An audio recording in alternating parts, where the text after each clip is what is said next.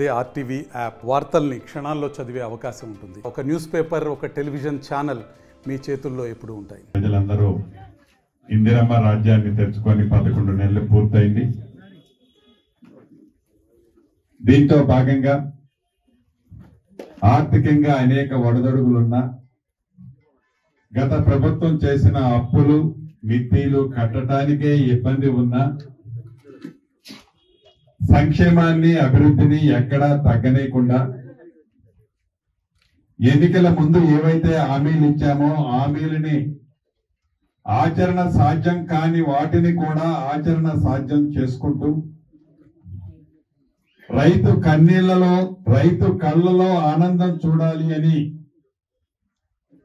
గౌరవ ముఖ్యమంత్రి రేవంత్ రెడ్డి గారి నాయకత్వంలోని ఈ ప్రభుత్వం అర్హులైన ప్రతి ఒక్కరికి 2 లక్షల రూపాయల వరకు రుణమాఫీ చేస్తామని చెప్పి 27 రోజుల్లోనే 18,000 కోట్ల రూపాయలు రుణమాఫీ చేసి ఇంకా 13,000 కోట్ల రూపాయలని డిసెంబర్లో రుణమాఫీ చేసే కార్యక్రమాన్ని చిత్తశుద్ధితో చేస్తూ ఆనాడు ఇందిరమ్మ రాజ్యంలో ఇప్పటి తెలంగాణ రాష్ట్రంలో సుమారు 19,36,000 ఇళ్లు ఇందిరమ్మ ఇళ్లు కట్టే గడిచిన 10 సంవత్సరాలలో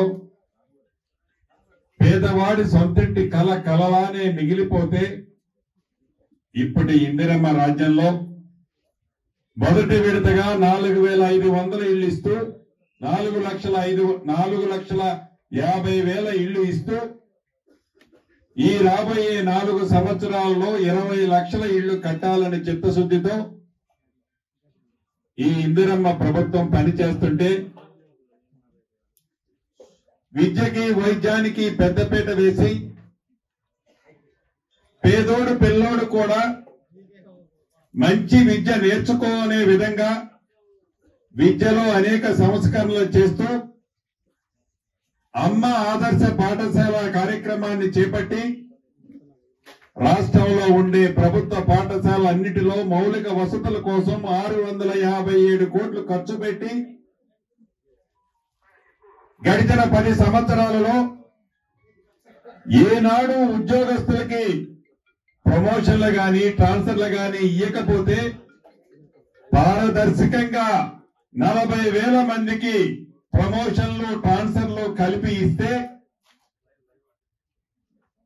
గడిచిన 10 సంవత్సరాలలో కొత్త ఉద్యోగాలు ఇక ఉపాధ్యాయులు నిరుద్యోగులుగా ఉంటే మెగా డిఎస్సి కార్యక్రమాన్ని చేపట్టి 11,056 ఉద్యోగాలు టీచర్ ఉద్యోగాలు భర్తీ చేసింది. విద్య పట్ల ఈ ప్రభుత్వం చిత్తశుద్ధి ఎంతో మీకు తెలియంది కాదు. నిన్నగాక మొన్న ఏదైతే రెసిడెన్షియల్ స్కూల్లో పిల్లలు చదువుకుంటే పొట్ట కూడా నిండకుండా చాలని తిండితో సగమ ఆకలితో సరిగ్గా విద్య మీద కేంద్రీకరించడం లేదు పిల్లలు అని అనేక సూచనలు సలహాల మేరకు 40% డైట్ మెస్ ఛార్జీలని 40% ఈ ప్రభుత్వం పెంచితే ఆడపిల్లలకి 3వ తరగతి నుంచి 7వ తరగతి దాకా, 7వ తరగతి నుంచి 10వ తరగతి దాకా, 10 నుంచి ఇంటర్మీడియట్ డిగ్రీ వరకు కాస్మెటిక్ కి సంబంధించిన చాలని డబ్బులు ఇస్తే స్కూల్లో పిల్లలు ఆడపిల్లలు ఇబ్బంది పడుతుంటే అనేక పర్యాయాలు మంత్రులైన మాకు ఎమ్మెల్యేలకి ముఖ్యమంత్రులకి ఇచ్చిన సూచనల మేరకు 250 నుంచి 300% ఈ కాస్మెటిక్ ఛార్జీలు రాష్ట్ర ఆర్థిక పరిస్థితి బాగలేకపోయినా ఈ ప్రభుత్వం పెంచితే పేదోడు ప్రభుత్వంగా, పేదోడు రాజ్యంగా ఇందిరమ్మ అంటేనే పేదోళ్ళు అంటేనే ఇందిరమ్మ రాజ్యంగా ఈ పరిపాలన ఈనాడు జరుగుతుంటే రాష్ట్రం ఏర్పడి 10 సంవత్సరాలు తెలంగాణ రాష్ట్ర ప్రజల రక్తాన్ని పీల్చుకొని ఆనాడు పరిపాలించిన పెద్దలు ఈ మధ్య చాలా జోకులేస్తున్నారు. నవ్వొస్తుంది. తాతక దగ్గు నేర్పినట్లు వారు చెప్పే మాటలు వారు అధికారంలో ఉన్నప్పుడు వారు దొరపోకడ ఎలా పోయిందో యావత్ తెలంగాణ ప్రజలకు తెలుసు. మొన్న నేను చూశాను, గౌరవ మాజీ ముఖ్యమంత్రి వర్యులు ఎవరో పేడ్ ఆర్టిస్టులను ఇద్దరినో ముగ్గురునో కండవలు కప్పి జాయిన్ చేసుకునేటప్పుడు వారి స్టేట్మెంట్ ఎక్కడో చూశాను, నవ్వొచ్చింది. మళ్ళీ వచ్చేది మన ప్రభుత్వమే, మళ్ళీ వచ్చేది మన ప్రభుత్వమే. గతంలో దోచుకోగా ఇంకా మిగిలింది వచ్చిన తర్వాత మళ్ళీ దోచుకుంటాం. ఈ ప్రభుత్వం ఈనాడున్న ఇందిరమ్మ ప్రభుత్వంలో అన్ని అరెస్టు చేయాలని చూస్తుంది, కూలగొడుతుంది. వచ్చేది మన ప్రభుత్వమే అని పడికట్టు పదాలతో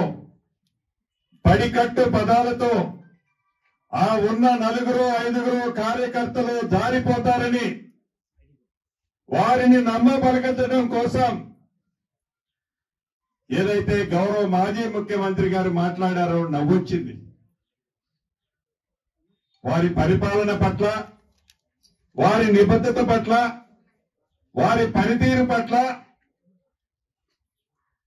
వారు ఏ రకంగా ఆ రకంగా సంబోధించుకుంటూ వచ్చారో ఇప్పటికీ నాకే కాదు తెలంగాణ రాష్ట్ర ప్రజలకి కూడా క్వశ్చన్ మార్క్ లాగానే మిగిలింది. అవును, వారొక మాట అన్నారు, ఈ ప్రభుత్వం కూలగొడుతుంది అంటున్నారు. ఈ ప్రభుత్వం పేదోడిది ఎప్పుడు కూలగొట్టదు. ఈ ప్రభుత్వం పేదోడి పక్షపాత పార్టీ. ఈ ప్రభుత్వం పేదోడిని నిలబెట్టుకోవడానికే తాతాలాడుద్దు తప్ప పేదోడిది ఈనాడు కూలగొట్టదు. అక్రమంగా మీ తొత్తులు మిమ్మల్ని జోకేవాళ్ళు ఎవరైతే కార్యకర్తలు ఆనాడు ప్రభుత్వాన్ని అధికారాన్ని అడ్డపెట్టుకొని ప్రభుత్వ ఆస్తులలో, ప్రభుత్వం పేదోడికి చెందాల్సిన ఆస్తులలో అక్రమంగా ఎక్కడైనా కట్టడాలు కడితే వాటిని ఈ ప్రభుత్వం పేదోడికి ఇవ్వటం కోసం కూలగొట్టి ఉండొచ్చు. కానీ అయ్యా మాజీ ముఖ్యమంత్రి వర్యులు, కాళేశ్వరం అని ఒక ప్రాజెక్టును కడితివి. కాళేశ్వరం ప్రాజెక్టు ప్రపంచానికే ఒక అద్భుతమైన వింత అంటివి. 7 ఇంతల తర్వాత 8వ ఇంత ఈ కాళేశ్వరం ప్రాజెక్ట్ అంటివి. ఆ గోదావరి మీద కట్టిన ప్రతి ప్రాజెక్టు ఎవరి కోసం కట్టావు, ఎందుకోసం కట్టావు, ఎవరు లబ్ధి పొందారు? పేదోడు సొమ్ము ఏ రకంగా దోచుకొని మీరు ఉండకపోతే ఆ 8వ ఇంతగా మీరు చిత్రీకరించిన ఇంత ఎవరూ కూలగొట్టకుండానే కూలిపోయింది. దానికి కారకులు మీరు కాదా గౌరవ మాజీ ముఖ్యమంత్రి వర్యులు? అదే పద్ధతిలో అదే రకంగా ఇంకొక మాజీ మంత్రి వర్యులు ఉన్నారు. నిన్ననో మొన్ననో ఎన్నో పేపర్లో చూసా, ఈ రోజే అనుకుంటాను, బాంబుల మంత్రి గారు అని ఏదో సంబోధించారు. వారు అంతకుముందు అదానీ కాళ్ళు నేను పట్టుకున్నానని చెప్పారు, ఇంకా ఎవరినో బతిలాడుకున్నానని చెప్పారు, ఈడీ అన్నారు, 1000 కోట్లు డబ్బన్నారు, బీజేపీ పార్టీ అన్నారు. ఈ వేదిక ద్వారా ముక్కుసూటిగా ఆ మంత్రివర్యులను ప్రశ్నిస్తున్నాను. అయ్యా గౌరవ మాజీ మంత్రివర్యులు, ఈ నిమిషంలో మీరెక్కడున్నారు? ఈ నిమిషంలో ఇప్పుడు మీరెక్కడున్నారు? ఇప్పుడు కేంద్ర పట్టణాభివృద్ధి సంస్థ మంత్రి గారితో మీకున్న పని ఏమిటి? ఏదైతే ఈ రేసు కారుల కార్యక్రమాలలో మీరు మంత్రిగా, మీ నాయన ముఖ్యమంత్రిగా ఉన్నప్పుడు ఈ రేసు కార్లలో ఏదైతే అవకతవకలు జరిగింది అని ప్రభుత్వమును గుర్తించి ఆ గుర్తించిన అంశాన్ని ఏసీబీకి కేసిస్తే ఏసీబీ వారు చట్ట ప్రకారం చట్ట ప్రకారం ఒక ప్రజాప్రతినిధిని ప్రశ్నించాలి అంటే అది గవర్నర్ గారి పర్మిషన్ తీసుకోవాల్సిన అవసరం ఉంది.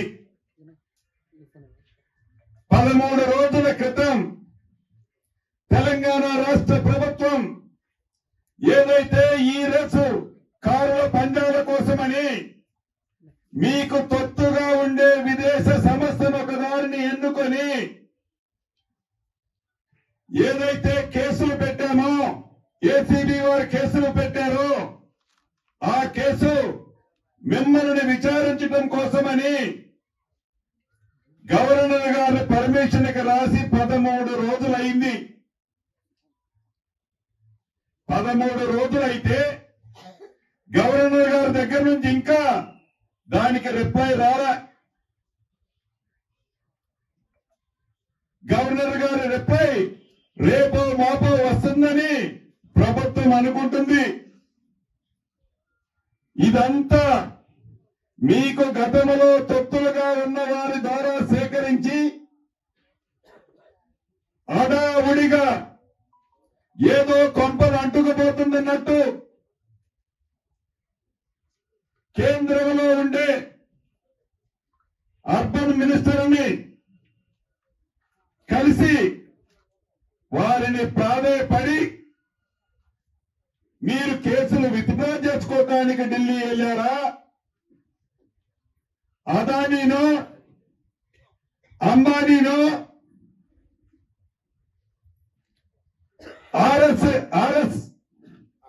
ఆర్ఎస్ఎస్ వారినో లేకుంటే బీజేపీలో పెద్దలు 1నో 2నో పాదాభివందనాలు చేసి మీ తప్పులన్నింటినీ మాపు చేర్చుకోవడానికి మీరు కేంద్రానికి వెళ్ళారా? ఒక్కసారి మీరు చెప్పాల్సిన అవసరం ఉంది. కేంద్రానికి కేంద్ర పట్టణాభివృద్ధి సంస్థ మంత్రి గారిని మీరు కలవటానికని వంకతో పోయి కేంద్రంలో ఉండే పెద్దలతో అది ఆర్ఎస్ఎస్, అదానియా, అంబానియా, బీజేపీ పార్టీలో ఉండే 1నా 2నా 3నా పాదాభివందనాలు చేసుకుని మీ కేసులని గతంలో మీ చెల్లి కేసుని బెయిల్ సంపాదించుకున్న స్టైల్లోనే ఈ కేసులో కూడా మీరు కేసుని నీరు కార్చడం కోసమే కేంద్ర పెద్దల సహాయం పొందడం కోసమే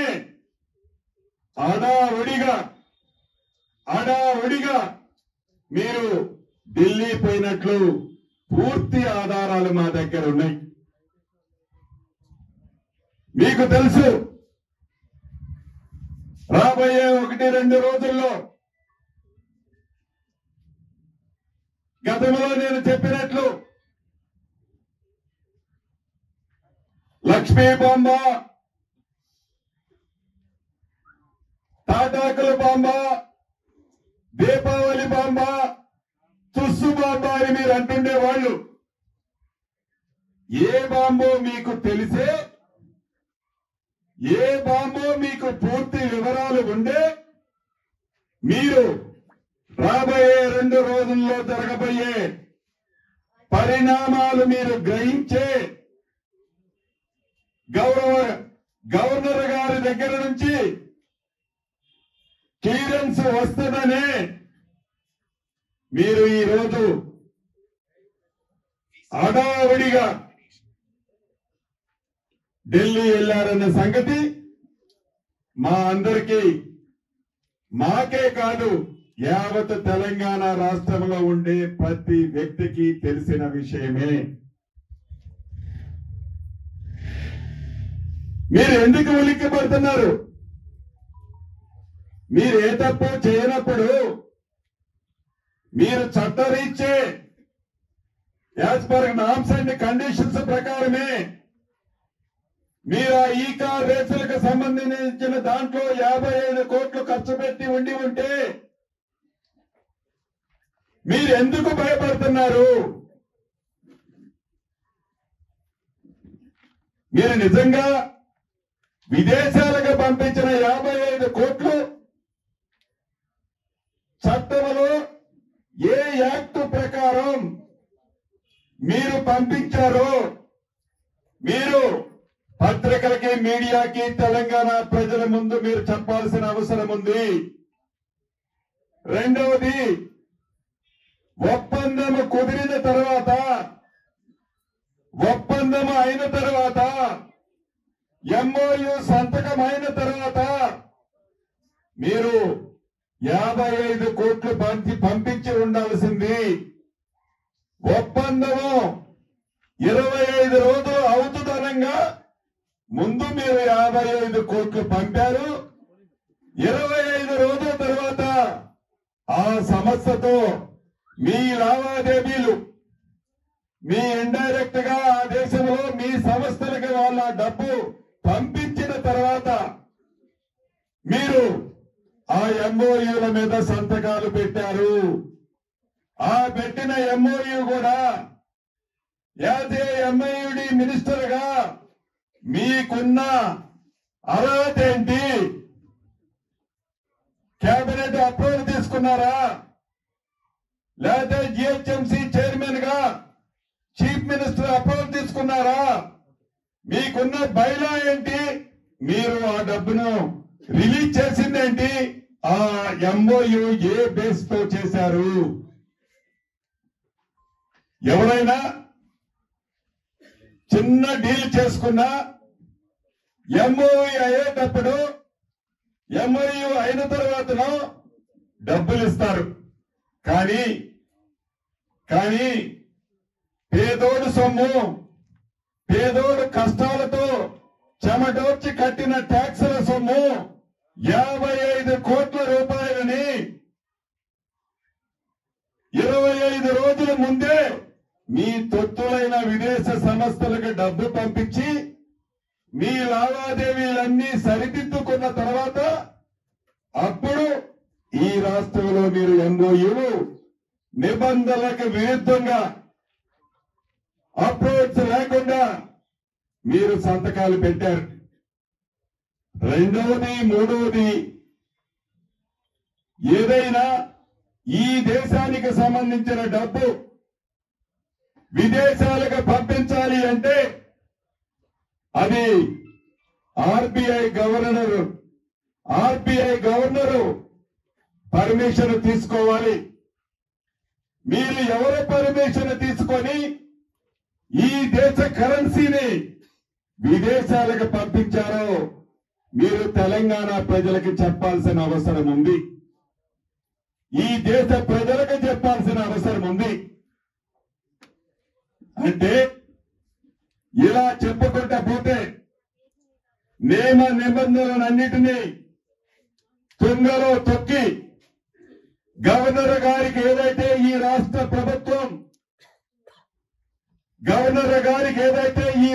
ప్రభుత్వం పర్మిషన్ కోసం లెటర్ రాసి 13 రోజులైతే రేపో ఎల్లుండో దాని రిప్లై వస్తుంది అని తెలుసుకొని మీ బండారం, మీ భాగోతం ఎలా బయటపడుతుందోనని కేంద్రంలో ఉన్న అదానీ అంబానీలతో పాటు ఆర్ఎస్ఎస్ పార్టీ పెద్దలు దయా దాక్షిణ్యాల కోసం బీజేపీలో ఉండే 1, 2, 3 వరకు ఉండే టాప్ లీడర్ల పాదాభివందనాలు తీసుకొని మీరు లబ్ధి పొందడానికి మీరు ఢిల్లీ వెళ్లారు అనేది నిజం. మీరు తాటాకు చప్పుళ్లకు భయపడము అంటున్నారు. సంతోషం. ఇక్కడ ఎవరినో ఉద్దేశపూర్వకంగా ఇబ్బంది పెట్టాలనో ఇబ్బంది పెట్టే కార్యక్రమము ఈ ఇందిరమ్మ రాజ్యంలో ఎప్పుడూ జరగదు. ఎవరిని ఉద్దేశపూర్వకంగా జైల్లో పెట్టాలనో కూలగొట్టాలనో ఉండదు. పేదోడు ప్రభుత్వం అంటే పేదోడికి నష్టం చేస్తే, పేదోడిని ఇబ్బంది పెడితే, పేదోడిని అగౌరవపరిస్తే ఇందిరమ్మ రాజ్యంలో చూస్తూ ఊరుకోదు. మీరు ఒక్క ఈరేసుకారులకే ఇంత కంగారు పడుతున్నారు. ఒక్క కేసుకే హడావుడిగా మీ క్యాంపు హైదరాబాద్ నుంచి ఢిల్లీకి షిఫ్ట్ చేశారు.